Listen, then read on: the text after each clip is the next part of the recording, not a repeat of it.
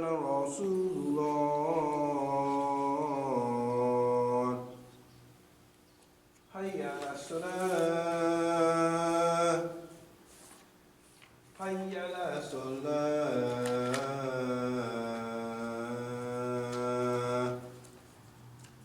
حي على الفلاح حي على الفلاح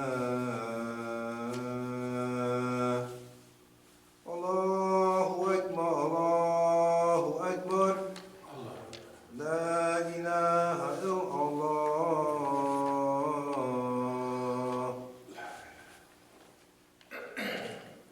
بسم الله الرحمن الرحيم. الحمد لله الحمد لله نحمده واستعينه واستهديه واستغفره وأؤمن به جل وعلا ولا أكفره وأشهد أن لا إله إلا الله وأشهد أن محمدا عبده ورسوله أرسله بالهدى ودين الحق ليظهره على الدين كله ولو كره المشركون. All praise belongs to Allah. We praise Him. We seek His help, His assistance, and His guidance. We believe in Him and do not disbelieve in Him.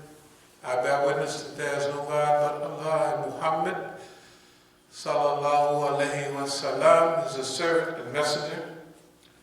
Allah said that is Muhammad with Deen al-Haq, the religion, the way, the methodology of truth. This way of life known as Islam will rise to its proper position in this world, whether the mushriks like it or not. أما بعد فإن أصدق الحديث كتاب الله وأوثق الأمور كلمة التقوى وخير الملال ملة إبراهيم وخير السنن سنة محمد صلى الله عليه وسلم وأشرف الحديث ذكر الله وأحسن القصص هذا القرآن وخير الأمور أوزنوها وشر الأمور محدثاتها وأحسن الهدي هدي الأنبياء وأشرف الموت قتل الشهداء وأما علامة دلالة بعد الهدى وخير الأعمال ما نفع وخير الهادي ما أتباع وشر الأمن أما الكرم. The Prophet sallallahu alayhi wasallam said the most truthful of discourses is Kitabullah, or the Book of Allah. In the Quran, Allah subhanahu wa ta'ala says, Alif Lam Mim, or Bismillah ar-Rahman ar-Rahim, Alif Lam Mim, Dhalikal Kitabu La Rayba Fihi Hudan Lil-Muttaqin. In it, or this is the book, in it is guided sure, without doubt, to those who believe. And so this is the Quran saying, Dhalikal Kitabu La Rayba Fihi Hudan Lil-Muttaqin. So the most truthful of discourses is the Book of Allah. The most trustworthy word is taqwa, or fear of Allah. You know, a muttaqi personality is like a muttaqi leadership. Is leadership wherein that person has taqwa.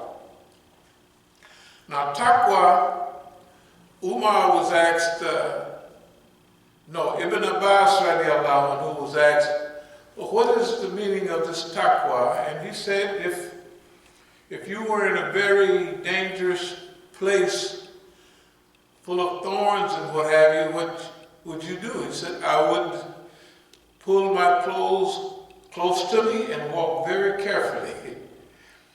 That's the way this world is, right?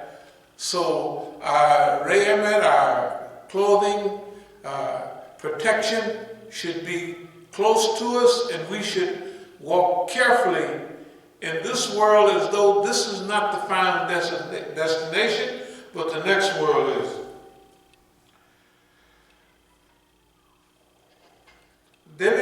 on to say, the best of all narrations is Quran.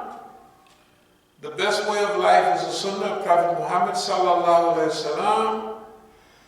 The remembrance of Allah is the most glorious of all things. The best acts are those requiring the highest degree of will and determination. The best way of life is the one adopted by the prophets of Allah. The most glorious death is the death of the martyr. The most wretched blindness consists of going astray after finding the right way. The worst thing that we can do, and we'll refer to an ayat or so, it's almost like a dua, to Allah. In fact, it is a dua from Quran. That we don't go misguided after we've been guided to the right way. The best acts are the ones that yield benefits. The best guidance is that which people may be able to follow. The worst blindness is the blindness of the heart. Bismillah ar-Rahman ar-Rahim. Inna Allah yahmiru bil-adli wal-ihsani wa-ita'i dil-qurba wa-yanha nil-fashai wal-munkari wal-baghi ya'idakum la'alakum tadakkarun. Allah commands justice, the doing of good and liberality to kith and kin. He forbids all shameful deeds and injustice and rebellion. He instructs you that you may receive admonition. فَمَنْ يَرِيدِ اللَّهُ أَنْ يَهْدِيَهُ يَشْرَحْ صَدْرَهُ لِلْإِسْلَامِ. Those whom Allah has planned, willing to guide, He opens their breasts to Islam. يا أيها الذين آمنوا اتقوا الله حق تقاته ولا تموتون إلا وأنتم مسلمون. O you believe, fear Allah as He should be feared, and do not die except in the state of Islam. وَأَتَصِمُوا بِحَبْلِ اللَّهِ جَمِيعًا. And hold fast altogether by the rope which Allah stretches out to you. And it goes on to say, and be not divided amongst yourselves. And remember, with gratitude, Allah's favor on you. Kuntum khayra ummatin ukhrijat lin-nasi ta'muruna bil ma'rufi wa tanhauna 'anil munkar wa tu'minuna billah.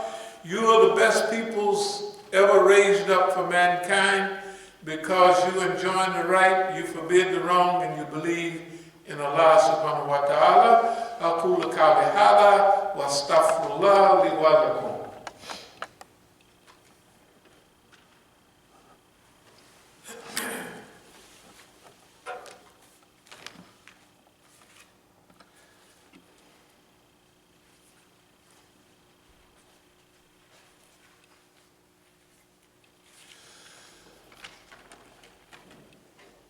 Bismillahirrahmanirrahim. Alhamdulillah Rabbil Alameen. Wassalatu wassalamu ala khairil mursaleen. Muhammadin an-nabi al-ummi wa ala alihi wa sahbihi ajma'in. Amma ba'd, yaqulu Allah ta'ala fil Quran al-Kareem. Inna Allah wa malaikatahu yusalluna ala an-nabi ya ayyuha alladhina amanu Sallu alayhi wa sallimu tasliman. Allahumma salli ala Sayyidina Mulana Muhammad sallallahu alayhi wa sallam.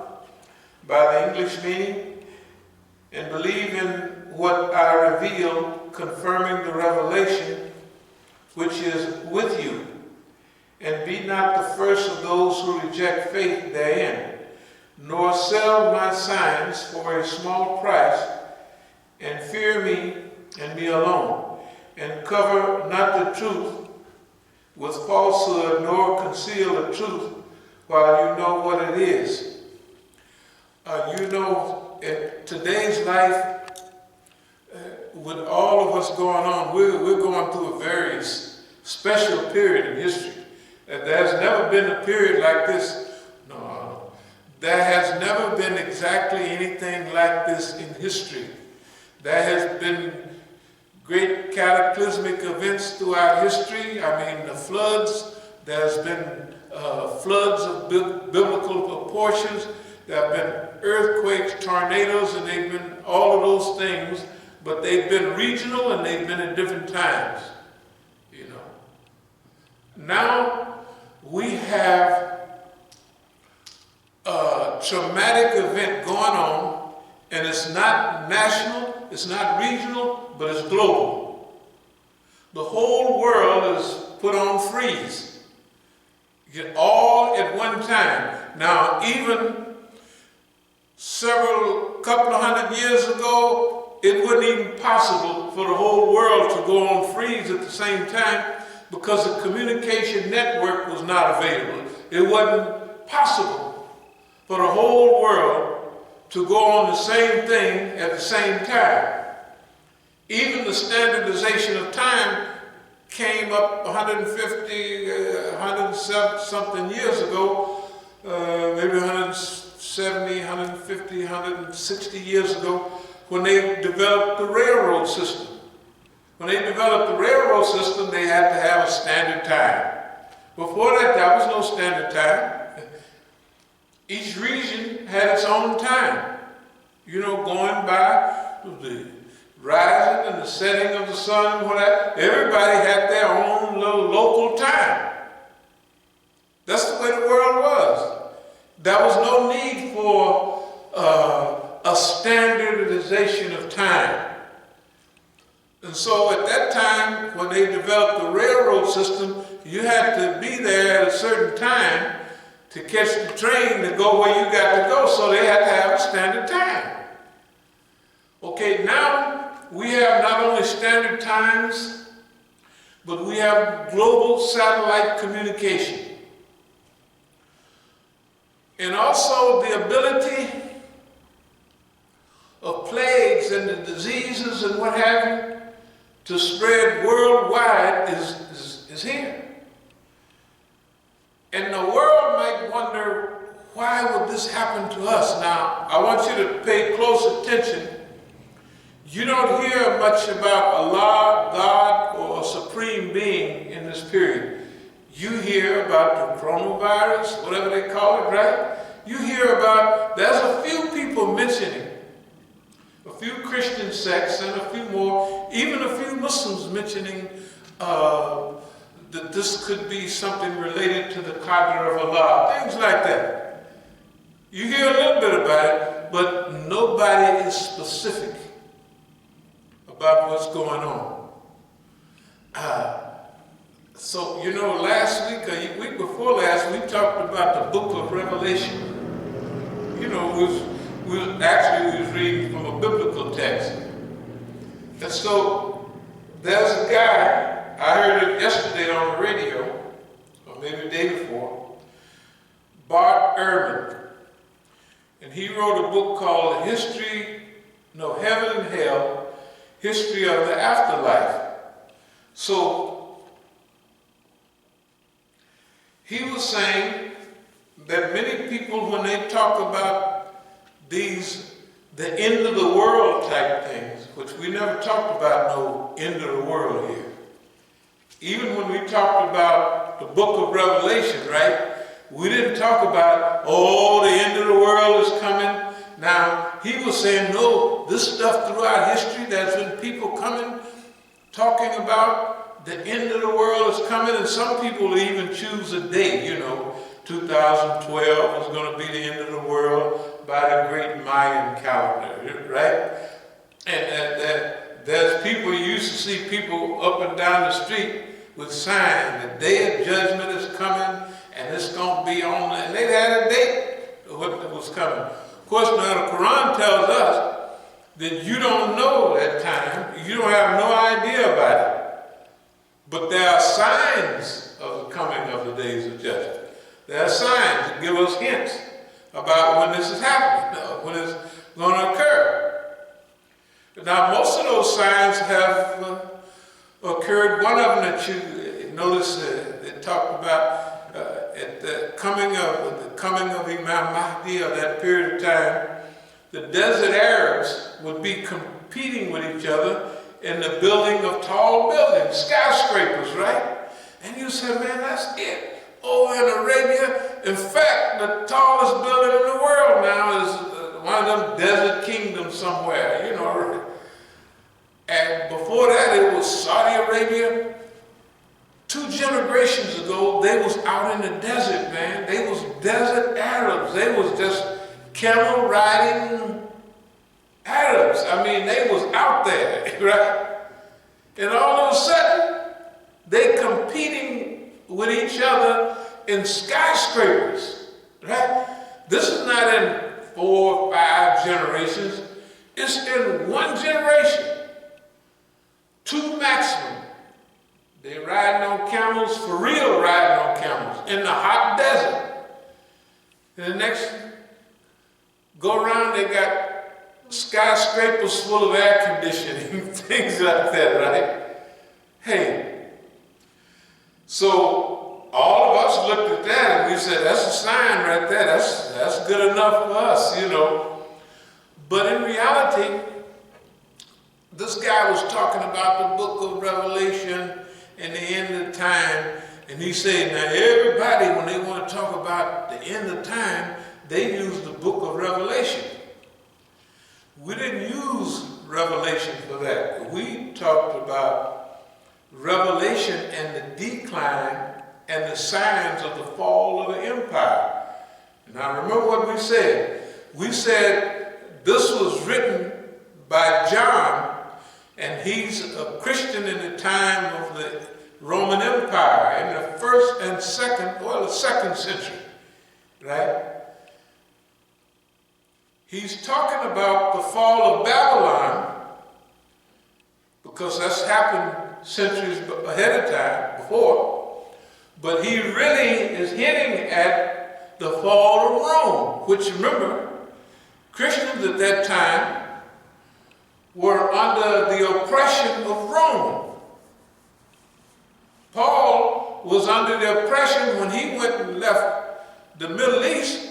He went to Greece and Rome. They was in Rome. All of them. The latter part of the New Testament, right, is written in Rome. And when Paul is in the penitentiary, Paul is a raised Jew, right? And Paul had a vision of people eating pigs. That's why the Christians, they can eat pigs. Paul was a Jew. Paul, Saul, right? That's his name, Saul, not Paul. They call him Paul. They call Christianity Pauline Christianity. Not from the teachings of Esau last year. I don't want to get into that, but you know, they had a lot of stuff going on in their time. Y'all read books like James, the brother of Jesus. Paul and his crew was against James then. In fact, they might have broke his leg. I forget, so many years ago. But they was tussling over what this Christianity was going to be. So now, let's get back to what we talked about, muttaqi leadership. That's a leadership where the people have, let's call it taqwa. And when this taqwa is present, when you're interpreting the times in which we live, you have to do it from a serious spiritual reservoir.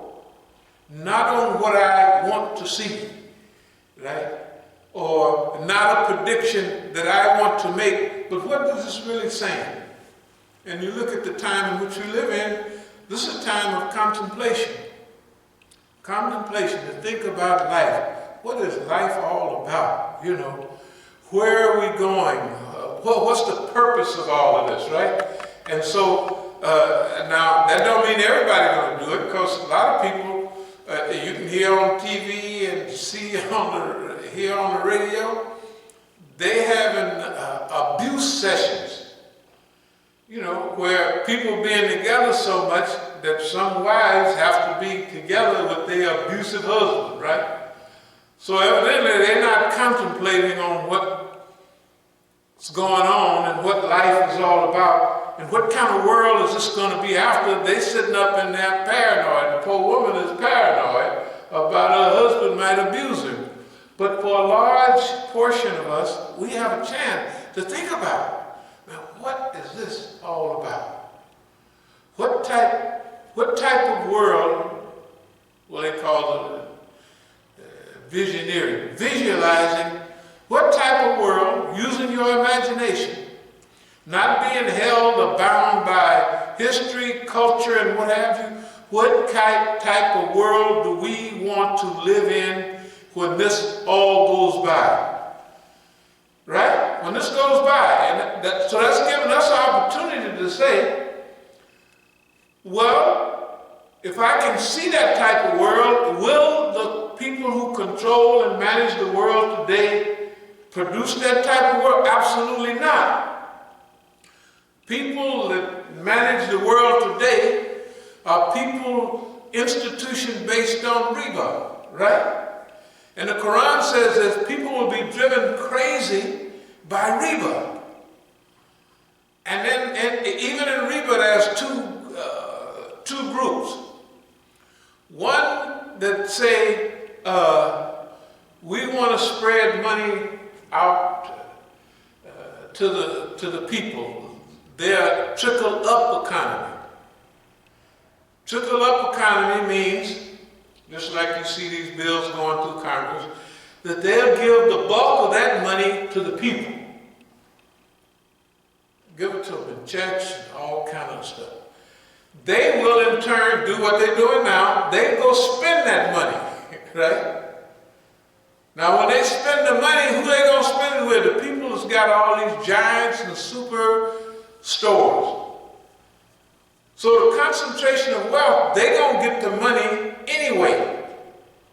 Even in a trickle-up economy, if you give the people checks, what's going on now is the banks are getting free money.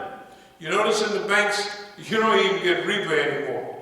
If you have $1,000 in the bank, you get about 1 or 2 cents interest per year, which is nothing, right? You used to get 10% interest.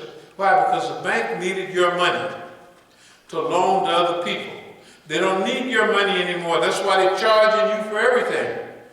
You used to didn't have to pay for this and pay for that in the bank. Go back 10, 15, 20 years. The bank needed your money to loan to other people. Now the Feds is giving them free money. It's 0.000%, which is nothing, right?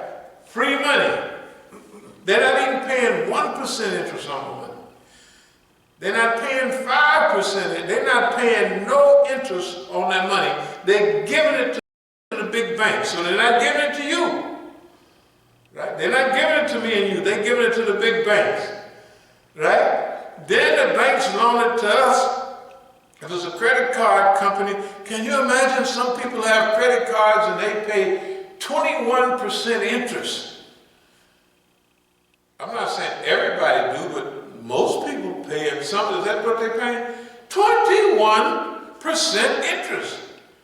And don't get behind, it's going to zoop, zoop, zoop, double up. It'll be like a student loan. You never pay it off. Can you imagine you go to college and you never pay it off because you get behind, and they add a little more interest, you get behind. It's like sharecropping. Y'all didn't do sharecropping, but we know people that did. And you know what? Instead of slavery, they give the Negro a little piece of land, and he raised, you know, everything.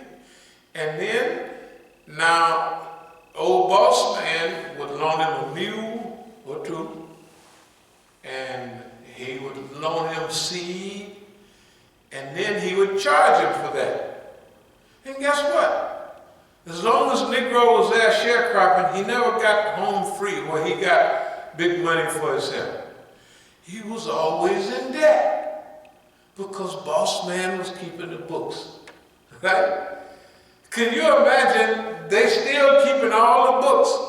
That's why we ask Allah, oh Allah, we seek thy refuge from anxiety and grief, lack of strength and laziness, cowardice and niggardliness, and being overpowered by what? Debt and the oppression of men. Why? Debt's oppression. The poor countries around the world, They're always in debt to the big World Bank and International Monetary Fund. So debt relief, trickle-up economy is give the people money first. Don't worry, they're not going to keep it. Right? Give the people free money. You don't have to work for it. You can't work for it. Imagine they done told you, you can't go to work. You can't do this. The only way they cleared that storehouse over there, that door 4480, is they put that this is now a plague, official plague. But if you stop there and look there, all the way up to day before yesterday, it was Negroes out there. Not 4 or 5, the whole thing is full of Negroes. They happen that they're not there today, I guess because the police keep driving by, and if they're out there, they're going to put them in jail. Not in jail, but give them a fine, say go on straight. Oppression is debt.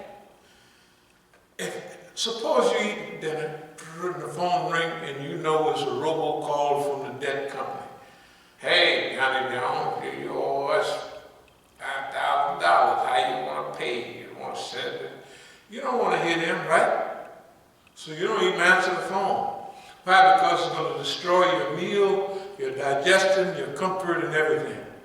When you owe people money, you feel oppressed. What about the world we live in? How many people are liberated from debt? How many people own their own house? They own it. It's not a house. How many people own their own car? I don't pay no car notes. Can you imagine how good it would feel to live in your house and not have a house note? To drive your car and it's yours.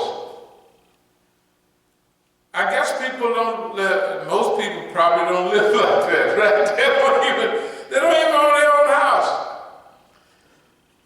The houses are so expensive now. You know, if you stay in a hotel for like $100 a night, you don't never feel comfortable in that hotel because you got to pay the $100. Suppose if you paid $3,000 a month rent, it's like living in a hotel. So you're never comfortable in your own house because you have a dread. The first of the month is coming, right? And you just parrot, oh man, the first of the month, and you're going to get a little money, and it already looks like what you're going to get, and it's going to pay. Now, don't live in no house that really costs us $3,000, maybe that's $400,000 house or something, I don't know. But it ain't no big mansion like they used to be, right? And if you live in a house that you have to pay $1 million, that's $6,000 a month. I guess people must make that kind of money because that's what they charge them. Do you know in San Francisco, a 3-bedroom house 15 years ago was how much? $1 million. Now, they're $1.5 million. And rich people in San Francisco are buying a big Mac mansion, 4 or 5 of them together, and they all have rooms in there like a hotel. That's the way they live in. Rich people. I'm not talking about poor people. Rich people is buying a big Mac mansion in San Francisco, and all their names is on the ownership thing, and they all got them a room or a little space in that house, right? But we got houses at Oakland right across the thing that's worth $500,000, all of that, and the house is 3 bedrooms. It's a shack. It's a shack. So debt, how many people own their own house? Not too many. How many people own their own cars? Imagine how good it would feel to be laying up in your house and you own it. No rent. That would be nice. That would be, you'd be laid all back, slobbing at the mouth almost. It'd be so comfortable in there. That because you don't pay no rent.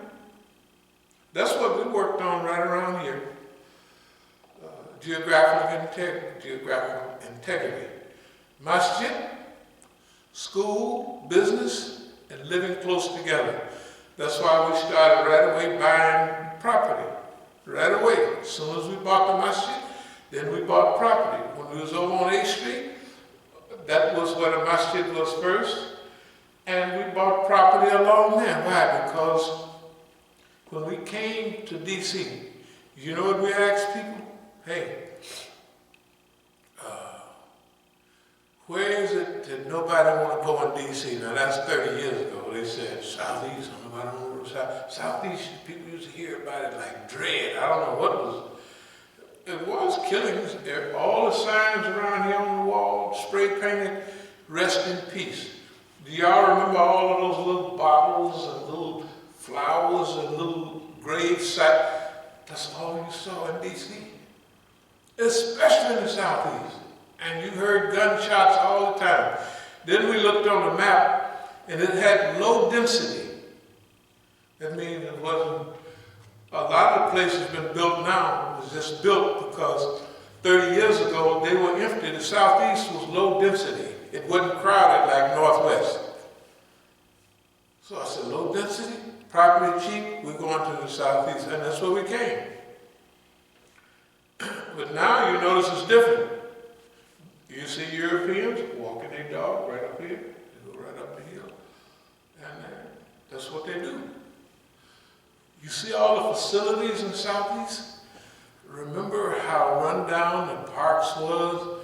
Man, the parks right here in D.C. now, right up there on Ridge Road, shoot, they got a football diamond with a caboose, not a caboose, you know, when they be behind, and a box, you know the box they set in and call the scores and all that, whatever they call them, viewing box or something. They have all of that. And workout sessions, you used to have to work out outside. Now they got gyms, and all the people go down and work out. That's for now. And the trail, they keep the trails clean, you know, right there in the park. You could run through them trails. They keep them boys rolling now. And guess who you see on them trails? Maybe one Negro per month. The rest of them is white folks. They run in the trail, and they might have their dog with them, running, holding the dog. But back to freedom, liberation, and New Worldism. So we have a chance to look at the world and say, this is the type of world we would like to live in. Now remember, that was a new world after all the cataclysmic events in history, whether it's the flood, Noah's time, whether even it's when Musa alayhi salam take the people out of Egypt, right? Take them across the sea, and they wander in the wilderness for a period of time, right? Headed to the promised land. That promised land was a new world, the land of milk and honey. Can you imagine? That's a land of milk and honey. That means, you know, milk, high protein, honey, sweet from the bee. That was the land of milk and honey they was headed to. The Hijrah, Prophet Muhammad sallallahu alaihi wasallam, the people in Mecca oppressed, and they go to Medina and there's relief. They have to do some wars and what have you, but it's a new world. And in Medina, Al-Medina, they have a Mathik, a constitution, right? And they have a structure of a whole new society based on Allah is the ruler and the leader and the guider of humanity. And that Prophet Muhammad sallallahu alaihi wasallam is the servant, and he will show you the Sirat al-Mustaqim. And you follow him, you'll be on the straight way. That was the new world. Now, what about now? Do we even visualize and dream of a new world? This is on us. If we leave boss man in charge, hey, you think you was on global lockdown before? That ain't nothing. Boss man, let's go around. Remember how it looks. want to get off the subject, but it looks like this. Boss man is already done developed the world that we're living in now. He didn't develop it. And all the signs that Allah sent for him to see, he didn't miss them. He ain't paying no attention. Why? Because he's like the people the Quran mentions. They're fat-headed and they're arrogant. And there are so many ayats in Quran that are ayats that are signs for people to follow. Stop signs, go signs, all worship signs. Worship Allah only, right? Solamente, only no other God but Allah, right? No, that's signs. And then it says, well, people, they don't like that. And they get all messed up in the head and they get problems. That's the way the world is today. The world didn't just pop up like this. No.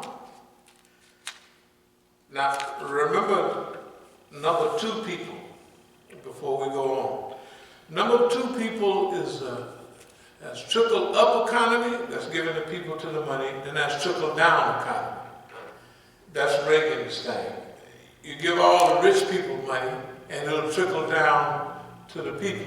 That ain't happening. That don't happen.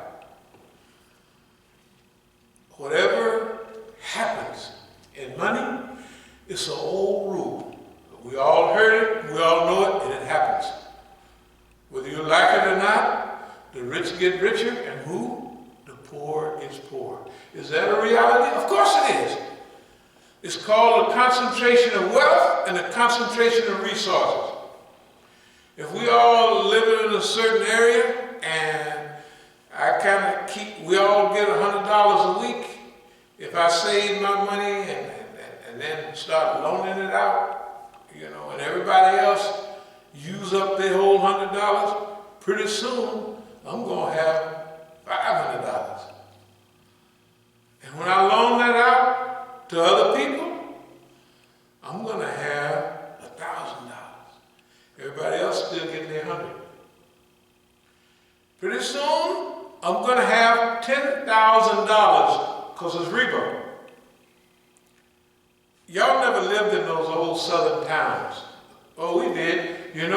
Every southern town had what? A rich white man. He ran the whole town. Do y'all remember seeing movies like that? It was one rich white man. Why? Because he got there, he got a lot of money, and when anybody else go broke, he buy up their stuff. When you go broke, you buy up yours. Now, the big companies in America, recessions, depressions are good for who? The rich people. Because when they hold their money, all the little guys, they said, the restaurants is going broke, they're doing this, that, and the small companies go broke. And the rich people hold their money. Guess what they do? Your company is worth $1,000, they buy it for $15 or $20. Right? You get lucky, they give you $100, 1/10 of what it's worth. That's why they get rich. It's called the concentration of wealth and the concentration of resources. The longer we go on, the rich concentrate the wealth, and then when they get a lot of money, they own the sheriff, they own the Congress, they own everybody, right? And then the Congress make laws in their favor. It's simple. You see it everywhere. And the sheriff arrests whoever the rich man tells him to arrest. And his kids can fly airplanes upside down in the downtown street. He'll never go to jail. Right? And if you make any noise, you go into jail. Why? Because the laws is made for you. Because you're a Negro, they need people on the chain gang. Why do they need people on the chain gang? To work for rich white folks. Concentration of wealth. Once you get ahead on money, okay. Now I'm talking about from experience. When I was in Oakland, they said that I was very wealthy. Guess what? I ran the whole town. And the people just said, that's the mayor of East Oakland right there. They was talking about me. I was 20-something years old, and they talking about me running the town. And it's true. Why? More money than everybody else. Concentrated wealth. And what happened? Concentrated in wealth get, the more it get, and I can give out favors, and I can do this, I can do all that. Why? Because we have the money. I know what I'm talking about because I lived it. It was 50 years ago or more, but I still lived it. Concentration of wealth. It's a law. It's a rule. Right? Right now, the big companies are holding their money back. Why? So when this thing crashes in on itself, they buy up everything for little or nothing. And then there's a few companies run everything like they do now, and they fix all the prices for the big ones, and there's 6 big companies in the world. Pretty soon, there's 4 big companies in the world. After a while, there's 2 big companies in the world. And pretty soon, they tussle out in a friendship way. And it's one big company. Y'all wouldn't remember the old song, 16 tons, and what do you get? Another day older and deeper in debt. Peter don't call me because I can't go. I owe my soul to the company store. This is a reminder time. This songs. You know what? It's true. Don't call me because I can't go. That's, remember sharecropping? The miners, they just let them mine, and you could go to the company store and get food because you got a job at the store. And guess what? You always was broke. And the company was never broke. The company store never broke. We already live on the company plantation, the company everything. That's what we live on right now. The city is owned by the company. The federal government is owned by the big company.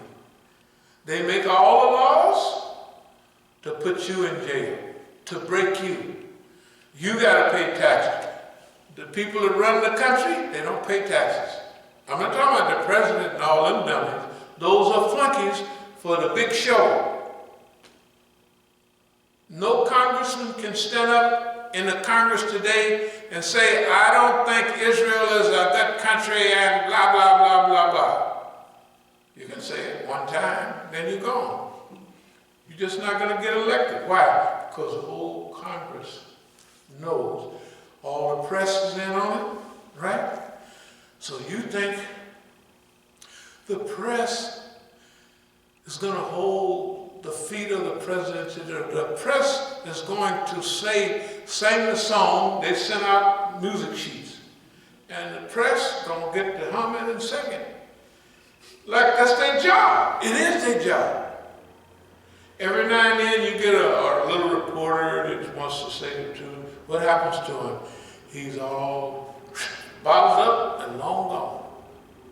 Or like the white man that got over in Europe. They want to give him a life. They done had him locked up so long. He was in one embassy, then they done let him go, and they running him crazy. The little white boy that's now a little white girl, he's probably still in jail now. Obama let him out for a hot minute, not too long. They said, we want you to testify here. He said, I'm not going to testify. Back to jail you go. Right? And everybody demonstrates and they say how terrible it is. They can't do nothing about it. Why? I owe my soul to the company store. Peter don't call me because I can't go. I owe my soul to the company store. We're all citizens of this big company. It's called America, but it's not America anymore. It's ran by a gigantic cyclops with one eye that calls itself the invisible reality. Maybe let's call it the Invisible Empire. Y'all ever heard that name? That's what the Ku Klux Klan calls itself that. But it's not no clan. Everybody works for that company. Everybody works for that company. We've been here so many years. We've had programs with all kind of white folks. And you know, they plan. You go and you turn on, it's called alternative media. You think you got alternative media? Absolutely not. Why? Because they control alternative media, regular media, and every other media. And everybody knows. Peter don't call me because I can't go. I owe my soul to the company store. We're all citizens of America. Once the rich get their hands on power, they're not going to let it go. Until rebellion, revolution. But technically, we don't want a revolution this go round. Now, that don't mean we're going to have our way. We want a civilized transition of power, which has never happened before. Is that right? But since we don't dream about a world, our dream is our dream. Can't nobody make nobody dream what they want, right?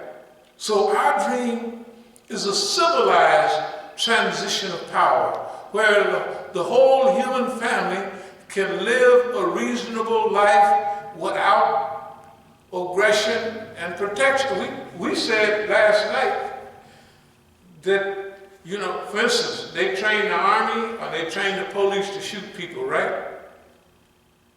When we come to authority, we're going to train niggas to chase each other down and hug them to death. Come here, nigga, I'm going to hug you and squeeze it. The only reason you're killing me, over squeezing. Hugging him. The army, no military. The only thing the army gonna do is tip their hat, how can we help you? And that's what the army's supposed to do, right? Can you imagine how crazy the human being is? They train people to kill each other. You don't think it's normal. It's abnormal because that's all you've ever seen, right? Can you imagine how crazy the human being is? Remember the old days, you see the movies, they cut people's arms off with axes, and you just look at it like that's a battle scene. Can you imagine if you was living in that time and you was out there cutting and hacking? And if you get your finger cut, you're still gonna die. You know why? It's gonna get infected. Tell the truth. It's gonna get infected, and you're gonna die. Or if they cut off a piece of your thing, what do they gotta do? They gotta bring a hot iron and seal your hand. Your hand that's cut off. Good God Almighty. That's ridiculous. Suppose we had a plan. They had the brown bears and the black bears, and the brown bears was always organized to kill all the black bears, and the black bears use all their energy to go and kill the brown bears. You would say, them bears is crazy, right? Not the human being. The human being, whatever tribe he's part of, uses all of its energy and technology and the best of the people that they got. They're young and energetic, right? To kill each other, to slaughter each other. And they call that, we don't want to live in, hey man, if anybody haven't had enough of that, they've never had a vision of a better world, a good world, a new world. We believe it's possible. And believe me, if you believe like that, your boss man is going to do all that he can to make you mad where you don't believe like that anymore. That's what he does. He'll have a whole crew, and the longer you give him, the more time he got to consolidate his people, his energy, to focus on you, to make you not think like that anymore, and to make your life miserable and unhappy. You know the thing you can do? You can turn misery into greatness. That you learn to love misery. And misery, remember, adversity and everything is good for you. Isn't that right? If you get by. So you can look old boss man in the eye and say, no, boss man, I'm not going to let oppression make me like you. I'm not going to let debt make me like you. Why? Look at the wealth that these bums have. Millions. Not now. Billions. Some trillions of dollars. And guess what? They're not happy. Now you tell me, what's the sense of having all of that wealth and power and not being happy? Of being so crazy like all the people, what's this guy, Weinstein, all them guys, focus on little teenage girl. I listened to the radio the other day, the little 14-year-old girl, right, that they focused on. Now what's a grown man, 100 years old, gonna do? If you got all them billions, just give her some money and put her through college or something, right? You don't think like that. I gotta exploit. I'm exploiting everybody else.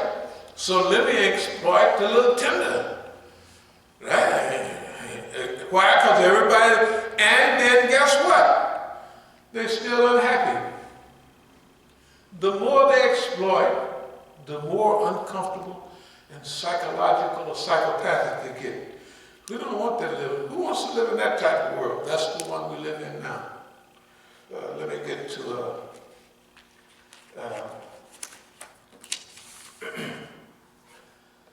Bismillahirrahmanirrahim. Laqad arsalna Musa bi ayatina an akhrij qawmaka min adh-dhalimin min adh-dhulumati ila an-nuri wa dhakirhum bi ayyamillahi inna fi dhalika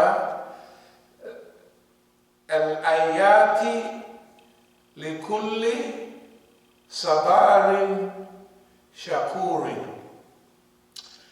And we sent Moses with our signs and the command, bring out the people from the depths of darkness into light and teach them to remember the days of Allah. Verily in this are signs for such as firmly patient, constant, grateful, and appreciative. Again, back to ayats. Ayatina, our signs. And he sent Musa alayhi salam to bring the people from dhul, darkness, into the light. And to remember Ayyam Allah, the days of Allah. You could say this is part of the days of Allah. Those special events, historical events. Some say when Bani Israel was taken across the sea, that was one of the days, special days. Remember, Musa was talking to the Yahud, telling them, remember those special events in history. Ayyam Allah, right? Those red letter days. You know, like the Jews are always celebrating the Passover, this, that, and other, those special days. But be firmly constant and appreciative, shakur, to be grateful to Allah subhanahu wa ta'ala for what Allah has given us. Then it goes on to say, and remember your Lord calls to be declared publicly. If you are grateful, I will add more favors unto you. But if you show ingratitude, truly my punishment is terrible indeed. So to be grateful and thankful is next to faith. To be ungrateful is next to kufr. Ungrateful, that's right, it's like kufr. To be ungrateful. To be grateful is close to Allah subhanahu wa ta'ala. And then, if you are thankful and appreciative, remember, Allah will give you more. And Moses said, if you show ingratitude, ye and all on earth together, yet Allah is free of all wants, worthy of all praise. So if you're not, Allah don't lose nothing. Remember, Allah don't get no bigger or no smaller no matter what we do, right? Because Allah is. Let's go on a little bit. Now the mission was to bring us, go into this darkness and bring us out of the darkness into the nur. Thus do we explain the signs in detail, and perchance they may turn unto us. Relate to them the story of the man to whom we sent our signs, but he passed them by. So Satan followed him up, and he went astray. Remember the people, like a lot of them sent the signs. People see these signs, but the people, the media, all of that, they led them astray. Right? They tell them, oh, that's not this. Even if they have some debate on TV or something, you see the debate, or there's a game on TV. You see the game, and then the commenters come after it and tell you what you just saw. Right? How often do what the commenters say coincide with what you just saw? You just saw it. Oh, so-and-so, he's a great quarterback, but his arm is getting old. Got him through 10 in a row, and they change it because they don't like that guy, right? They change it, well, he's getting old, he walks with a limp, and don't have nothing to do. Pretty soon, your narrative is you listen to them people, and they led you astray. You've seen right there with your own eyes, right? You sitting right there, 9/11 come, and the airplanes crash into the building, and another one crash, and they tell you a narrative. And guess what? You believe them. What's the rule? In America, you can't get in an airplane in Boston and fly out an hour and then fly back to another city and it's not written on your thing, right? It was a plane a few years ago, just before that happened. It was a private jet. Guy took off, he was flying, then the windows clouded up, and the plane was going all like this. And they put 2 fighters right on him. And they stayed on him till he crashed. The guy had a heart attack or something, and it was on automatic pilot, right? And they stayed with him till that plane crashed. But they said, no, the plane took off from Dallas somewhere and flew out somewhere, then it came to D.C. You know better than that.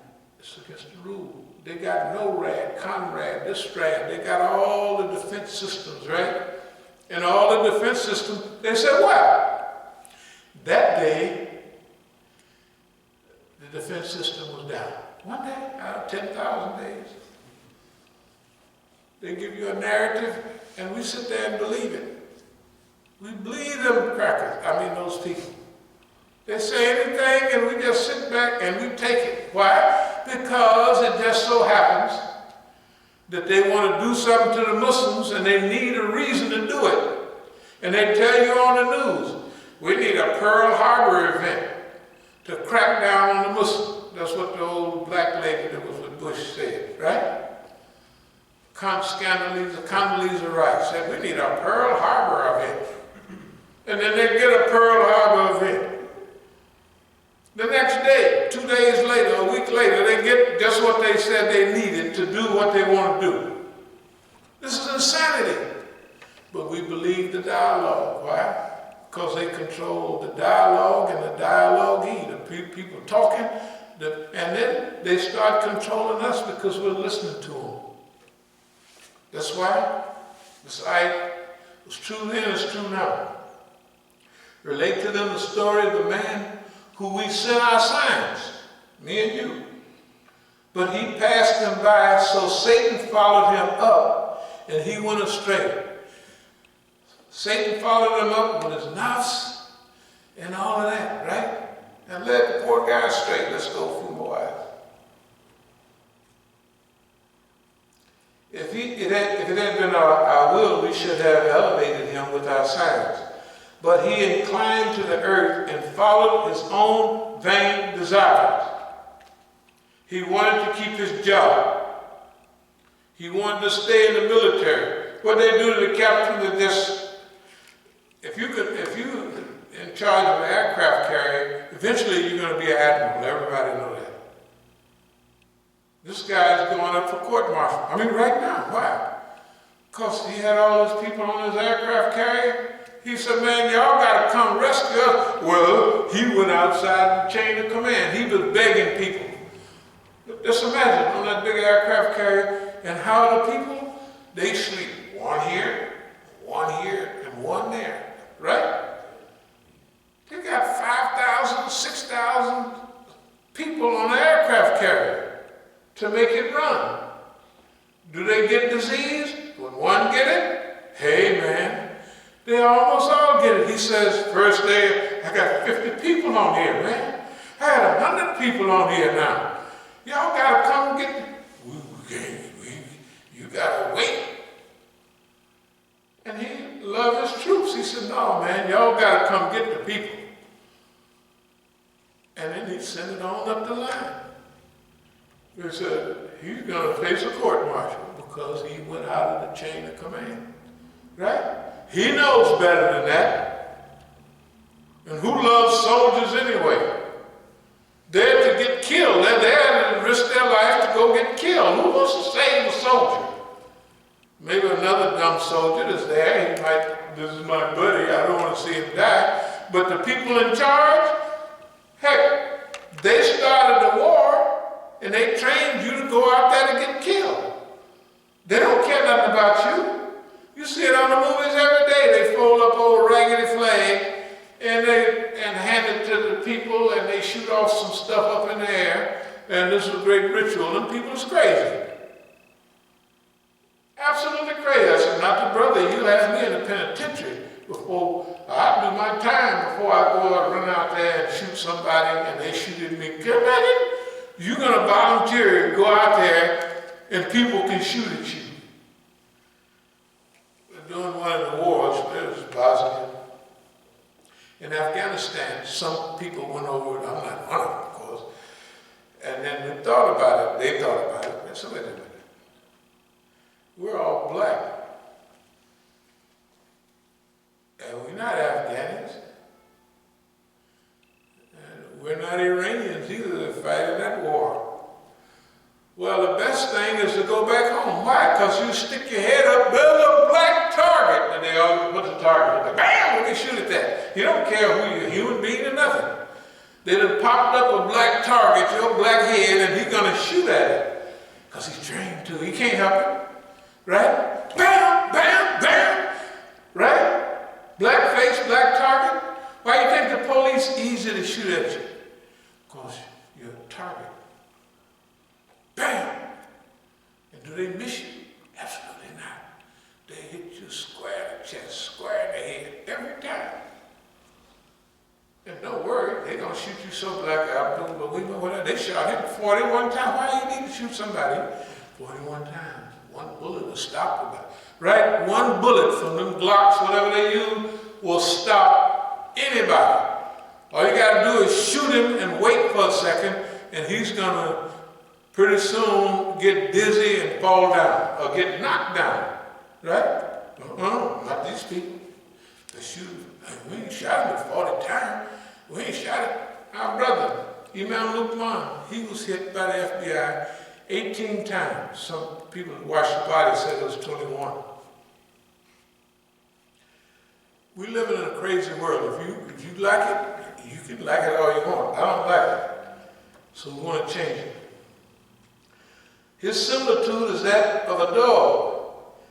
If you attack him, he lolls out his tongue. If you leave him alone, he lolls out his tongue.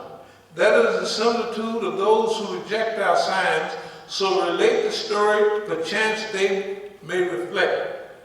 Boss man. If you throw something at him, he loves that at his tongue, right? If you give him a hug, he still loves that. It don't make no difference what you do, he's a dog. That's what it says. He acts like a dog. He loves out his tongue, right? That's what he do. The American oppresses people no matter what the people do. If they're nice to him, loves out his tongue. Right? The people run all up next to him. We want to help you, boss man. He said, come on, help me. He'd give him a job for 2-3 weeks a month till they got tired of them. Then he'd get rid of them. When he get ready, boss man, we loved you. Some lady was saying on the news today about the Bloomsburg guy. He promised us a job, $8,000 a month for so many up till November coming up. And he fired them all. They said he lied to us. He promised us. Boy, the people is really, can you imagine? Y'all know what the Indians said, right? Boss man speaks with what? Forked tongue. He may not even want to lie to you, but he can't help it. Just like these people. If you throw something at him, he lolls out his tongue. If you leave him alone, he lolls out his tongue. Because those people have rejected the signs that Allah sent to them. What we're having in today's world, because somebody is rejecting the signs of Allah. Let's pray that it's not me and you. Okay. Evil as an example are people who reject our signs and wrong their own souls. Okay. So we're going to move on a little bit. We're about through here.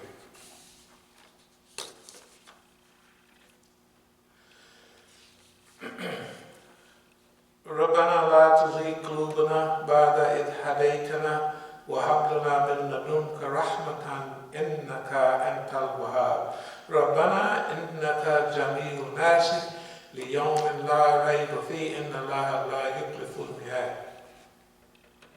This is a dua.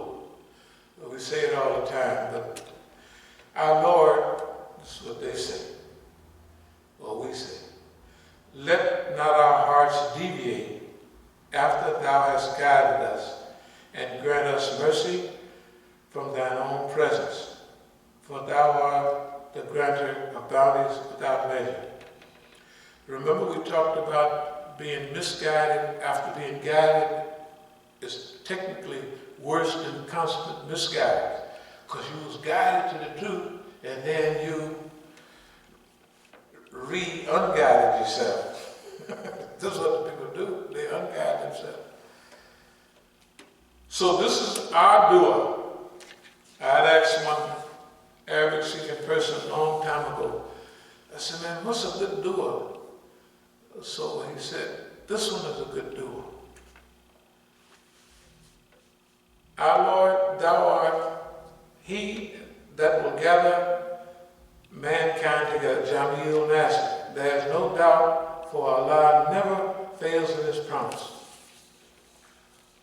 This is our dua. We say it and we feel it all the time. Oh Allah, keep us on the straight path and don't let us deviate or let our hearts and our internal makeups deviate after we've been guided. Because one thing's for sure, there's a day coming when we're going to all be brought together on that day. Okay. And I'll close with this. For believers are those who, when Allah is mentioned, feel a tremor in their hearts. And when they hear his signs rehearsed, find their faith strengthened and put all their trust in their Lord, who establish regular prayers and spend freely out of the gifts we have given them in sustenance. Such in truth are the believers. They have grades of dignity in their Lord and the forgiveness and a great sustenance. So, dear believers, in closing, we want to remind ourselves the condition and the state in which we're living. And we also want to exercise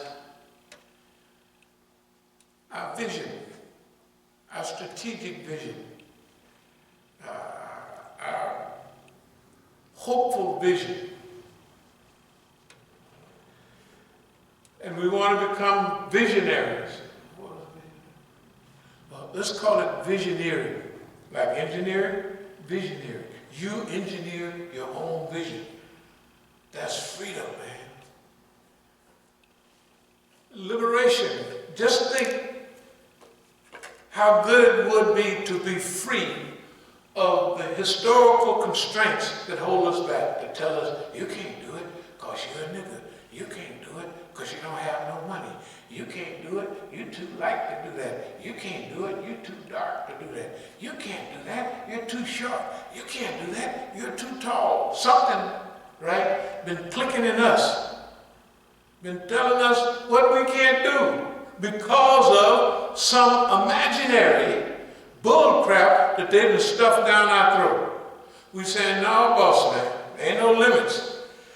We want to live in a world where the army go out and hug people to death. You think that's funny? That ain't funny, that's good. To have army that we train people, that's how you hug people. You go in a team, and the people are acting funny. You grab him, one of you grab his leg, one of you grab his arm, and then the rest of y'all hug that nigga and squeeze him to death. Right? Even if he acts funny, kiss him all on him, and have him holler, stop kissing me, anything like that, right? That's the army we gonna train. If we come to power, watch out, boy, niggas gonna get hugged to death. Gonna be chasing this, so what we gonna do? Why not? We have a right to visualize the world we want to live in. You know, right? That's the world we want to live in. When the police come by and whatever you was trying to steal, there's a team of polices to give you that what you was trying to steal. Nigga, why you stealing that? Okay, how much you got in on? How much you got in? They all go in their pocket. They say you was trying to steal that car. That car cost $15,000. Hey, let's get to it. Then they have a fundraiser. We only got $12,000, so they go around the neighborhood. We got to have another $3,000 when people come running out. Is it a nigga? Yes, nigga. Here, nigga, have the money. And don't worry about white folks. They ain't gonna have to fundraise. They gonna already have it because anyway. But we ain't gonna be mad at white folks. You know why? They white. Ain't nothing they can do about it. They can't stop being white. You can't stop being black. They got Negroes, believe it or not. Y'all ever heard of bleaching cream? I don't want to get off the subject. They got Negroes. I have members of my family. They dark as me. And one of my family, they look like a coon, you know, because they got light around here. And they can't get too close to their eyes because it'll burn their eyes. They niggas look like coons. They're my family. I love them. And then their hands, they don't want to waste bleaching cream on their hands. Their hands as black as mine. Niggas is black. You think it's something? You go over to Africa right today. I was in Africa, and East Africa, first North Africa, and the judge came out with a black robe on and a white wig. This is in the 70s. Guess what? They still wear them now.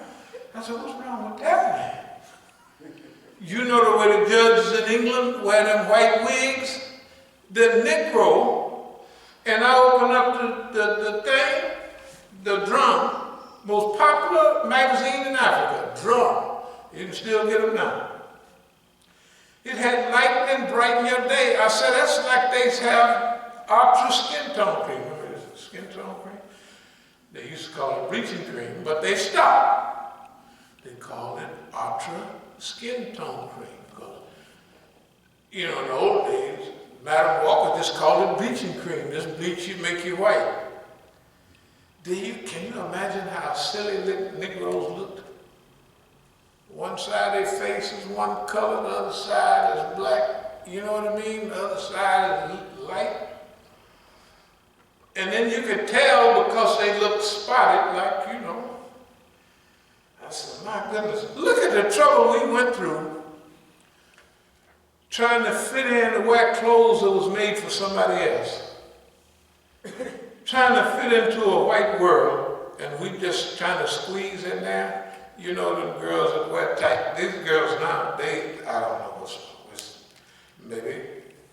But girls, when I was younger, if they was big, they wore big clothes. But the children now, they be like, just barely get in there, and they whoop, and it's flopped all over. I said, good God Almighty, why is that? What's wrong? Maybe I'm missing something. Right? Isn't that true? Ploop. And the Negroes actually like it. Come here, big mama. Excuse me, I'm not against girls. Y'all know that. Hell, just a minute now. Y'all know the Negroes do it too. Big old grown Negroes wearing them tight clothes. I said, man, this is really something. A little tight skinny, you seen a little skinny t-shirt? And they're just rolling all out. I said, man, this is a new day. Why not let's fix the world? Because the people is unhappy, man. They're not happy. They ain't happy and they don't even act happy. You know what I mean? And the people will be sitting up in the movie show and just shoot up everybody. Hey, man, and they thought it's natural. That didn't happen when we was kids. You could go to the show and sit up in there and eat popcorn, laugh and talk. Now you gotta duck around because the guy back there, he might get mad at the movie or the screen, or it reminds him of when he was a kid and his dad didn't let him go to the show or something stupid, right? Something stupid. And he spray everybody, brrr, right? They spray everybody. Hey man, enough of that. That's why Mutaki leadership is one that have taqwa. Hey man, let me see if we can finish here. Where is that? Okay. Write down history. That's what we want to do. We're not going to call it the history of the Negroes, the black history, none of that. We're just going to make a history. To tell the truth, we want everybody to be happy, that's all. Happy and contented. If you want that for people, Allah gonna give that to you. Happiness and contentment. Let's call it planetary healing. Sounds good, huh? Planetary healing. We're gonna heal not only the people on the planet, but the planet itself. And I'll close with this. Finally, look what Boss Man did to the planet. The planet. Oh man, this joint used to be nice. You may not believe it, but if you was up in the mountains, you could see the snow melting and it ran down the stream. You could drink that water. You probably still can if you believe you could drink the water. Everybody just drink the water. Imagine all the water that's on the planet. People used to drink the water. Just like the bears go drink the water, the Negroes drink the water too. Why? Because it was fresh and it was clean, right? It was natural. Natural meant clean and good and wholesome. Try to drink some of this water now. You start gargling, start turning colors. Yes, you will. You'll look like a frog, then you'll look like a lice or something. Stuff. It's hilarious. It's insanity. And that's what we got. Tell the truth. That's what we got on earth. And Allah sent down water from the sky.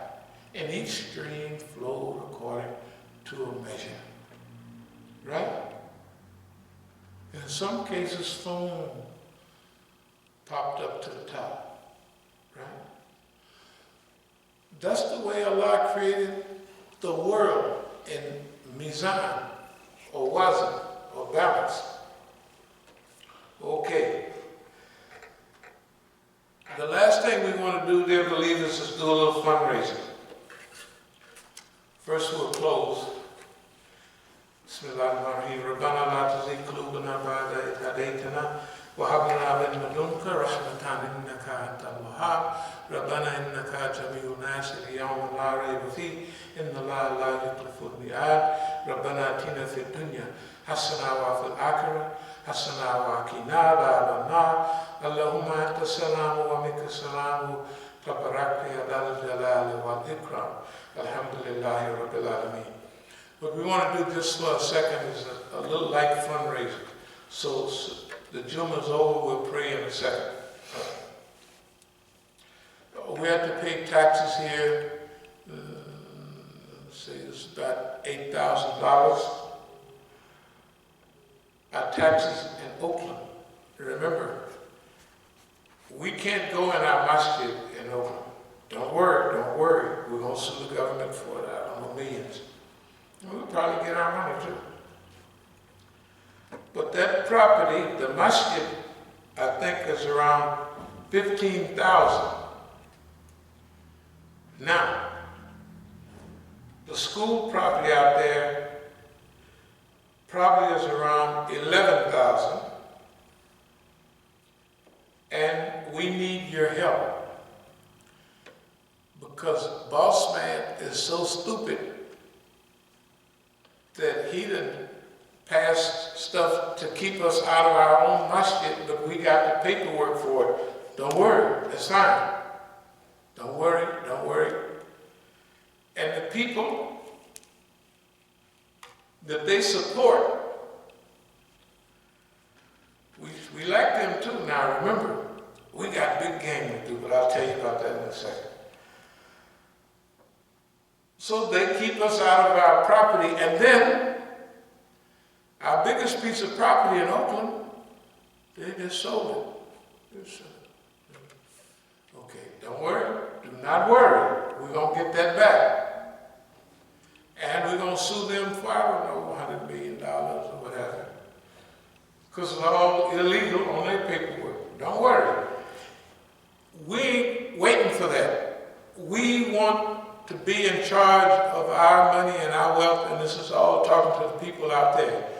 We want you to send us as much physical help as you can, because we're one of those people, maybe the only ones, that have this attitude that we have now. We're the only ones talk like this.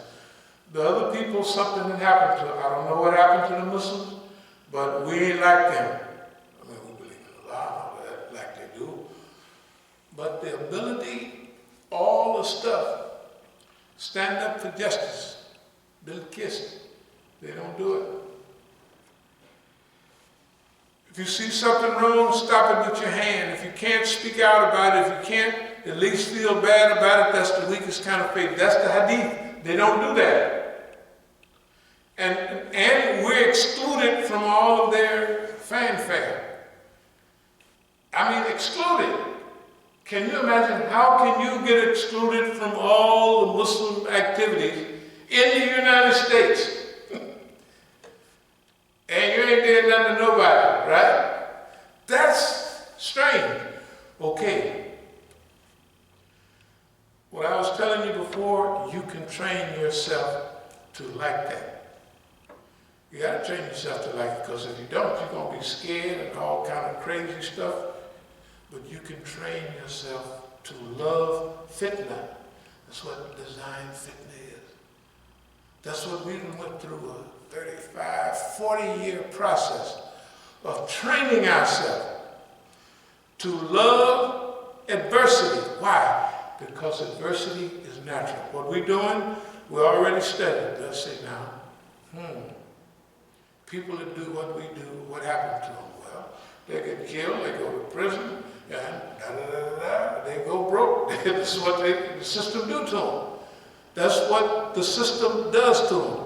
We studied before we got active. Well, around the same time. We said now, we didn't have 10 years experience before we got started in the black movement. So what happens to niggas when they do that? Well, they're going to first try to calm them down. First, they'll come try to buy them. Well, you can have this, you can have that. You go on and talk, you can talk at all our programs. I don't want to talk. So, well, you like cutie pies? Everybody like cutie pies. Right, here we got it. What kind you like? Tall ones, short ones, big ones, yellow ones, brown ones, white ones, what ones you like? We got them all on the payroll right here. We got a whole list of girls. Which ones you like? White ones? Most niggas like them. You don't want no white girl? Well, okay. We got a whole crew. What about niggas like yellow girls? Dark niggas like you, you know. We got yellow ones, high yellow, low yellow, medium yellow, green eyes, anything you like. We got all of them. And they show you just we got all of these, you know. No, boss man, I'm trying to go to heaven. Yeah, I don't think I'll make it hanging with them. Then after a while, they get mad at some nigga. You don't want nothing what we got, then we're going to scare you to death. Oh, here comes the white man. He try to scare you. And he try to scare you so long, you get so used to it. You say, boss man, I'm sorry. I'm just not scared anymore. Well, I never was, technically, but not being afraid, you may be angry. You know what I mean? It makes you angry when you're younger. But not now, not angry. You don't get mad. We just say, man, we feel sorry for boss man. He got all of that and he still ain't happy. Something wrong with that boy, right? They got all of that and there's something that's wrong with him. Okay. So we want y'all to help us as much as you can. And let's do that. Thank you very much. Akula Kali Hala, Astaghfirullah, Liwanakum.